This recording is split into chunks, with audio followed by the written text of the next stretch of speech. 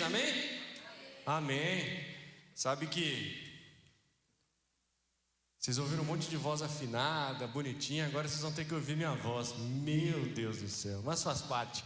Eu estava ali louvando, prestando atenção e pensando numa coisa.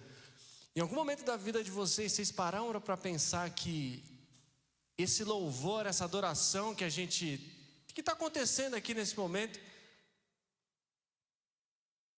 aquele que está em Cristo Jesus, aquele que vai para o paraíso, vai ficar assim durante toda a eternidade? Você tem noção que esses louvores que vocês entoaram aqui, que todos nós estamos entoando, a gente vai ficar a eternidade toda assim? Glória a Deus, né?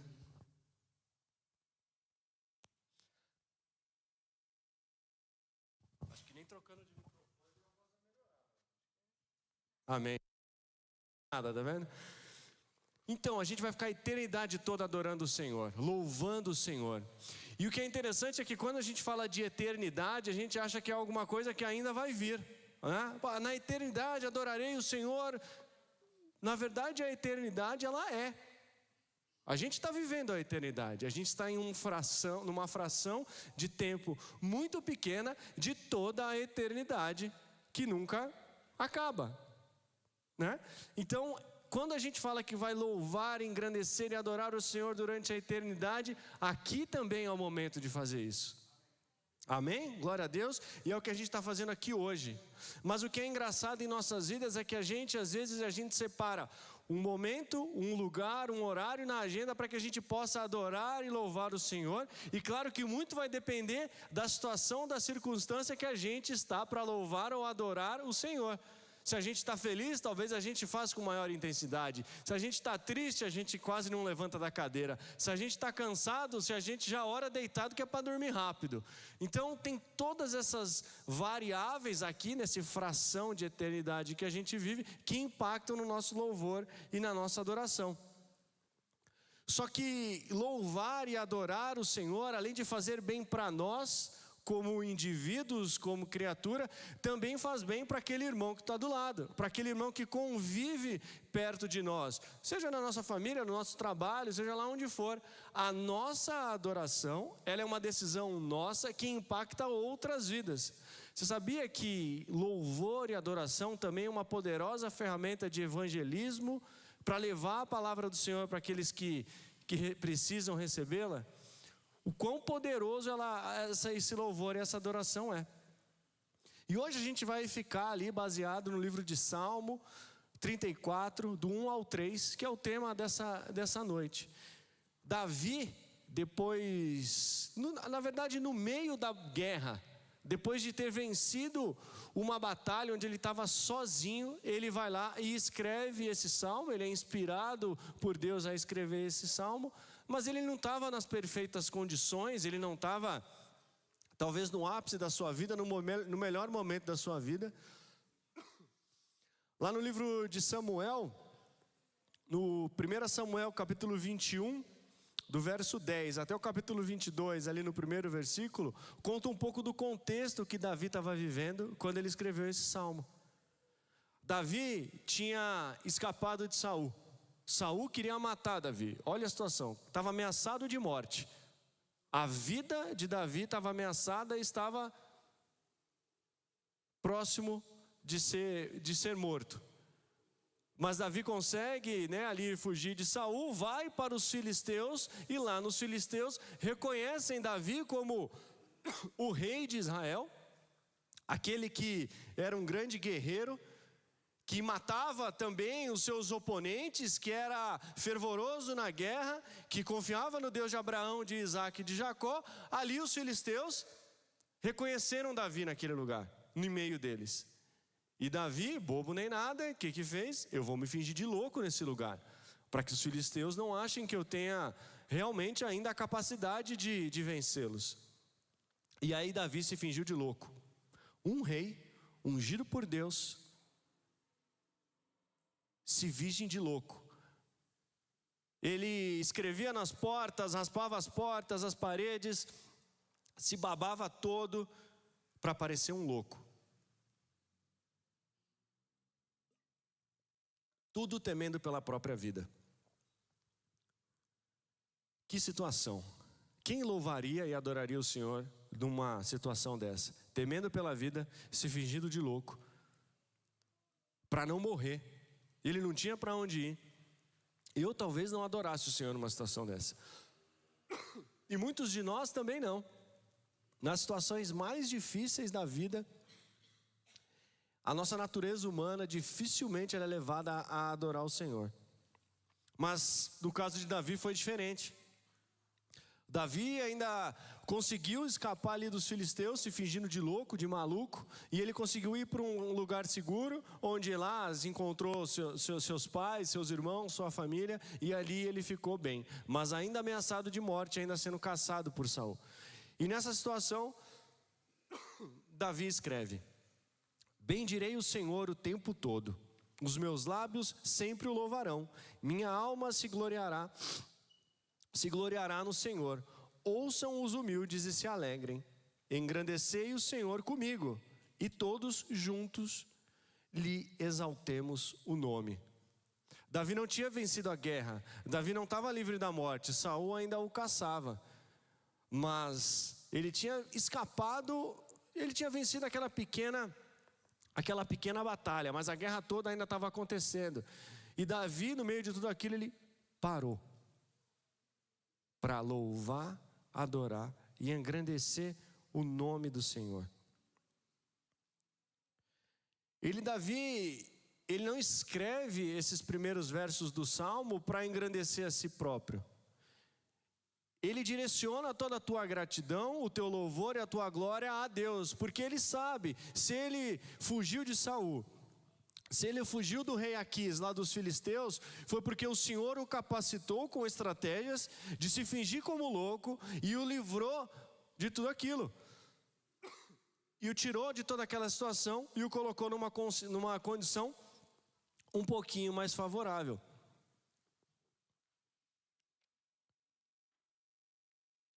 Deus continuava ajudando Davi mesmo na situação difícil.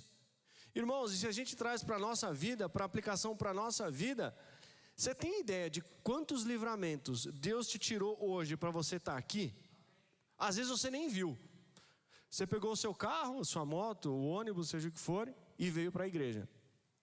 Certo? Você foi assaltado? Não. Você teve algum problema de saúde no caminho? Também não teve, né? Você bateu o carro, caiu de moto, aconteceu alguma coisa? Não, né? Você está aqui. Você controla todas essas coisas? Quem foi que te livrou? Foi o Senhor que te livrou. Quem controla os batimentos do seu coração? Se você colocar a mão no seu peito, aí o coração está batendo. É você que fica, vai coração, vai coração, vai coração, vou forçar meu coração para bater. É você que fica respirando. É você que fica, agora é hora de respirar. De novo, de novo. Não é você. O Senhor controla todas as coisas. Ele é soberano, Ele é poderoso, Ele controla todas as coisas. Ele te livra de coisas que você nem sabe que estão acontecendo. Ele te livra de situações que você não vê. Algumas você vê e você vê a mão do Senhor te livrando, mas outras você não tem ideia. E talvez Deus te livre de situações que são muito maiores em volume e quantidade que você não vê do que aquelas que você vê. Tudo isso para você estar aqui, louvando e adorando ao Senhor. E mesmo na dificuldade, como o Davi estava, o Senhor o livrou. E mesmo na dificuldade, o Senhor livra. Ele nos livra de muitas coisas. E muitas vezes a gente não louva e não engrandece o Senhor por tudo isso. Deus, Ele continua fiel. Mesmo quando a gente age com medo em determinada situação. Vocês têm certeza que Davi não estava com medo? Pô, o cara se fingiu de louco, o cara começou a babar na própria barba, o cara começou a arranhar a parede e porta, com medo de ser morto. Ele devia estar assim, numa tremedeira, realmente assustado e desesperado com aquela situação, mas mesmo assim o Senhor foi lá e o honrou e o tirou daquele lugar. A gente também, nas situações das nossas vidas, a maioria delas a gente tem medo de enfrentar. Claro que tem medo. Às vezes o problema é tão grande que você fica assustado com o tamanho daquilo e você tem medo. O medo faz parte da criação também. Faz parte do homem e da mulher sentir medo. O problema é se você não sentir, aí alguma coisa está errada. Mas o sentir medo é natural, faz parte. O errado é você travar, você ficar parado e você não avançar. E aquele medo te impedir. Existe até uma frase de um teólogo, um escritor, que diz que o medo que te trava nada mais é do que a fé no diabo. Agora, se você tem medo e continua caminhando, você tem fé nas promessas de Deus para a sua vida. Mas continuando no tema, irmãos, então, medo, mesmo nas situações, nas provações, você está com medo, Deus está lá te ajudando, Ele está colocando a mão dele sobre você e te livrando das situações que você vê e das que você não vê. Com Davi estava acontecendo isso, o Senhor livrou ele. E aí Davi, no primeiro verso, ele escreve: bendirei o Senhor o tempo todo. Ele escolheu a situação de bendizer a Deus em todo o tempo. Então, ele se coloca como um adorador, como alguém que irá louvar o Senhor e adorar o nome de Deus Criador, independente de qualquer coisa daquilo que estava acontecendo. Porque ele sabia que ele só foi liberto de uma situação, mas ele ainda não estava no trono assumindo Israel. Ele sabia que ainda teriam perseguições contra ele até ele chegar no cumprimento da promessa. Mas ele decide bendizer o Senhor. Acho que talvez por isso Davi era um homem segundo o coração de Deus. Ele continuava na luta, ele continuava batalha após batalha, mas ele continuava bendizendo e engrandecendo o Senhor. A verdadeira espiritualidade, ela não oscila conforme as nossas emoções. Se a gente tem medo, se a gente está triste, se a gente está alegre, se a gente está corajoso, se está de um jeito ou está de outro, independente disso, a fé real, a fé espiritual, ela não oscila. Ela continua firme. Você cansado, você não cansado, a fé continua inabalável. Porque a fé, você crê, você acredita numa promessa de alguém que é inabalável, que é o Deus Todo-Criador, Todo-Poderoso. Ele é inabalável. Você crê naquele que é inabalável. Então a fé do cristão madura é inabalável, independente da circunstância. Independente do quão escuro parece estar o quarto nesse momento. Só que a gente cai num erro de eu só vou agradecer, ou eu só vou louvar, ou eu só vou realmente deixar a vergonha de lado e vou cantar, e vou pular, e vou engrandecer o nome do Senhor quando eu receber a bênção. Quando aquilo que eu busco, ou quando eu sair do lugar difícil que eu estou acontecer, aí sim eu vou adorar o Senhor, e eu estarei mais feliz e mais alegre para engrandecer aquele que me libertou. Não. A adoração não acontece por conta da circunstância. A adoração acontece por quem Deus é. E ponto. Tudo aquilo que tinha que ser feito já foi feito para nós. Cristo já morreu por nós e Cristo já nos deu a salvação. Cristo já nos deu o perdão e já nos colocou de volta ali aos braços do Pai. É por isso que eu o adoro e é por isso que eu te louvo. Não é porque você tem saúde, tem dinheiro, ou porque você não tem, ou está doente, ou está sem... Não é por isso. É porque Deus é Deus. Quando a gente decide louvar o Senhor ou adorar Ele pós receber da bênção, a ordem dos fatores está errada. E a ordem dos fatores altera sim o produto. Porque é na adoração, é no louvor, é na oração que você é fortalecido para que você possa vencer a guerra e vencer a situação que possa estar na tua vida. Quando você tem a consciência e você decide bendizer o Senhor como Davi decidiu, você vai para uma adoração mais profunda, que penetra a alma. A minha alma se gloriará no Senhor, diz Davi. Outro nível de adoração. Sabe o que é a alma? Lá dentro, adorar o Criador, querer estar com o Criador, ser grato por Ele. É como um novo convertido. Não sei se tem novo convertido aqui, mas é igualzinho o novo convertido. Quando o cara se converte, ele aceita Cristo, ele só quer falar de Jesus. só quer falar de Cristo. Você vai conversar o Corinthians jogou essa semana, e o Yuri Alberto foi lá, fez 2 gols. Se o Yuri Alberto estivesse na seleção, o Hexa vinha. Mentira, o Hexa vinha e não sei o quê. E o novo convertido, mas olha, eu estava lendo a Bíblia e não sei o que, você pode orar por mim? Irmão, só quero conversar. E ele lá falando de Cristo, quer que todo mundo acompanhe a vida dele. Ele quer converter todo mundo no braço, na força. A alma dele está pulsante, o Espírito do Senhor nele está pulsante, está levando ele a propagar todo aquele amor que ele recebeu, que não cabe no corpo dele. Ele quer mais, ele quer todo mundo sentindo aquilo. É isso que a gente precisa. Independente da idade ou do quanto tempo a gente está convertido, que a nossa alma lá dentro glorifique o Senhor. Depois de escapar de tudo, Davi poderia dizer: recebi a bênção, fui muito inteligente, me fingi de louco, dei uma de maluco, fui muito esperto, me livrei de tudo. Olha que beleza, realmente eu estou preparado para ser um rei. Uma situação muito difícil eu conseguir, usar a minha estratégia e sair. Mas Davi vai lá e reconhece a Deus como o novo convertido. Tudo para o novo convertido é Deus. Tudo é Deus. A cadeira mexeu, é Deus. Porque ele está tão feliz com aquilo e alegre com aquilo, tão olhando só para Cristo, para a salvação, que tudo para ele é Cristo. Como para Davi também. Não foi Davi que se fingiu de louco. Davi foi inspirado por Deus. Ele recebeu a estratégia de Deus para se fingir de louco e sair de lá. O problema que você está passando não é você que vai resolver. Deus vai te inspirar para que você possa agir, para que você possa ir lá e através da inspiração de Deus achar um caminho para resolver o problema. Porque por você não resolveria. Porque por nós, aquilo que o homem fez por ele, ele fez 2 coisas por ele que foram as piores coisas de toda a eternidade. A primeira ele pecou, a segunda ele matou um Deus. A decisão puramente humana só leva o homem cada vez mais para o buraco. Agora, um homem, um coração, uma mente, uma alma aberta a entender a estratégia, a direção do Senhor, ele toma as decisões guiadas pelo Espírito, por uma fé inabalável. E aí, o livramento, a solução vem, como veio para Davi.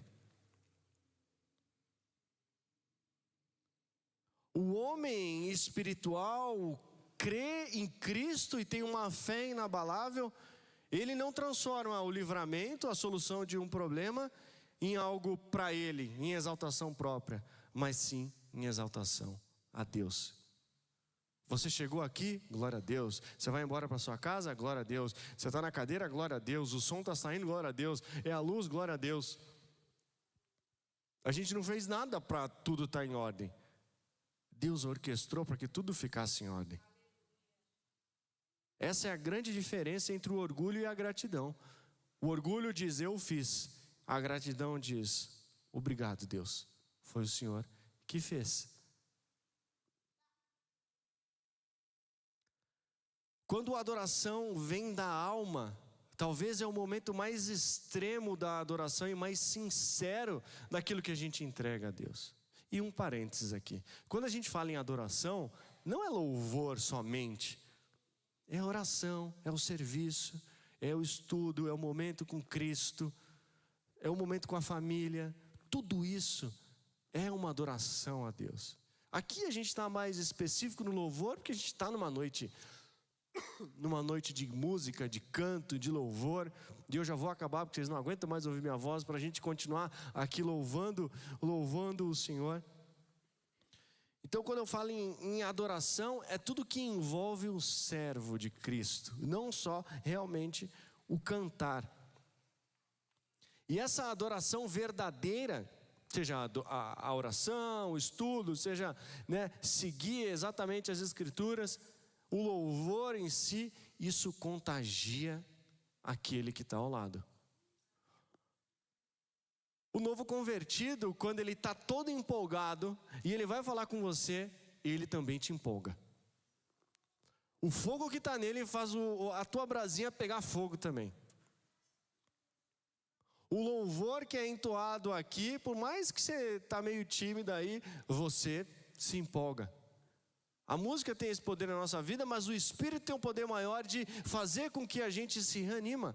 Quantos já não estavam tristes, ou ouviram um louvor e aquilo foi um relento, um novo, uma página nova, uma esperança nova, um renovo?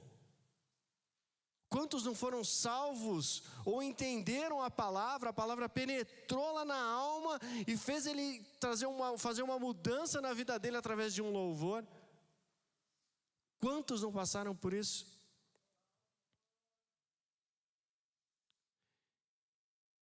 E o louvor impacta outras pessoas.